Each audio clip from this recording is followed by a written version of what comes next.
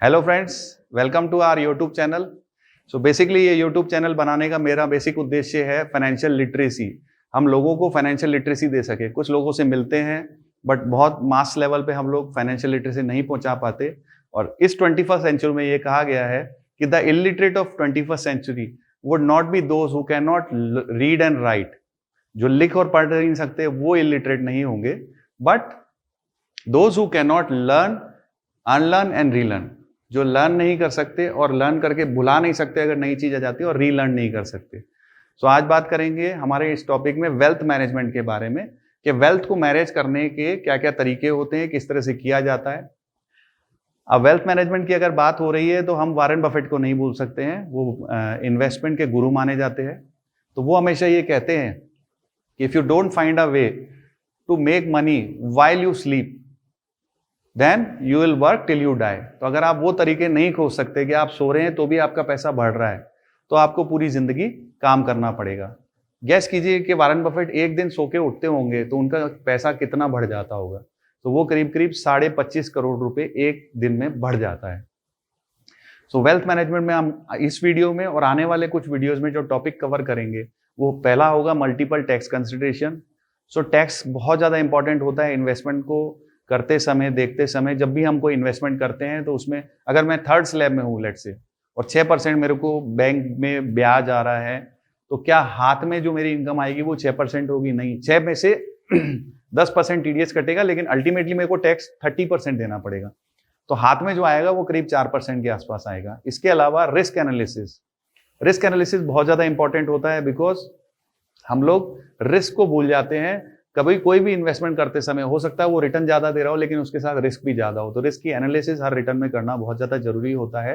Then asset allocation का मतलब proper combination of equity and debt at various times.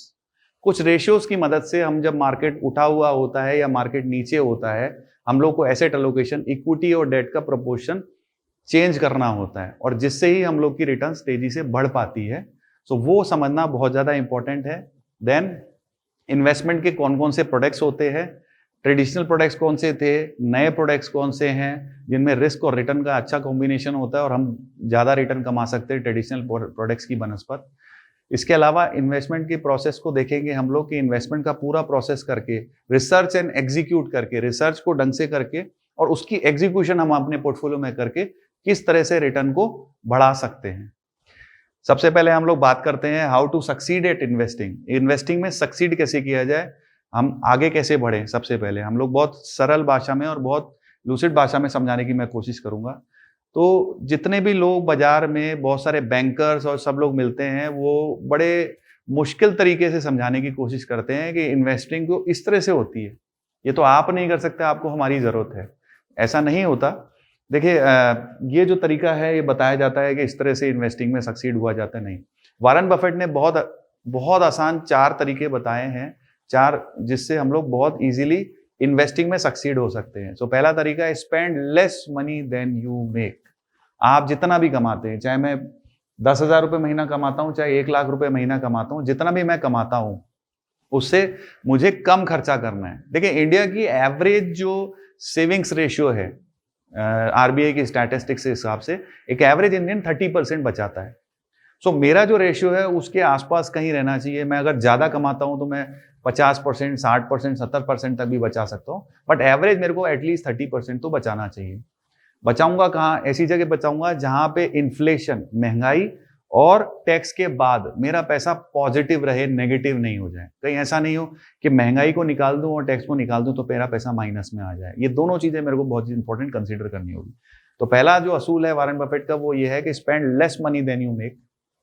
दूसरा असूल आता है सेव द डिफरेंस। जो आपने डिफरेंस बचाया उसको सेव कीजिए, ठीक है ना, इन्वेस्ट कीजिए रादर। थर्ड है by a diverse portfolio of great companies. अब अगर हम सीधे खरीद सकते हैं तो हम लोग सीधे खरीदेंगे इक्विटी में, नहीं तो हम लोग मदद लेंगे फंड मैनेजर्स की। फंड मैनेजर्स क्या करते हैं? वो एक्सपर्ट्स होते हैं। तो हर जगह एक्सपर्ट्स की बहुत ज्यादा इंपॉर्टेंस मानी गई है। देखिए, हम लोग अगर बाल कटाते हैं तो घर पे भी कटा सकते हैं, कैंची तो हर किसी के घर पे होती है। हम प्रोफेशनल के पास जाते हैं और वो अच्छी तरह से काटता है। तो वो क्या प्रोफेशनल है, वो ज्यादा अच्छी तरह से करता है, ये हमको भी पता है। तो उसके लिए हम लोग कुछ पेमेंट भी देने में कोई दिक्कत नहीं करते। इसी तरह से अगर हम लोग बात करें कि हम लोग कपड़ा अगर मेरे घर पे है तो मैं हमेशा कपड़ा किसी प्रोफेशनल के पास जाके, जिसको हम लोग दर्जी या टेलर बोलते हैं, उसके पास जाके सिलाने की कोशिश करता हूँ, घर पे नहीं करता। उसके लिए अगर मुझे कुछ पैसा देना पड़ता है तो भी कोई दिक्कत नहीं, मुझे पता है वो जितनी अच्छी तरह से काम करेगा उतनी अच्छी तरह से मैं घर पे नहीं कर सकता।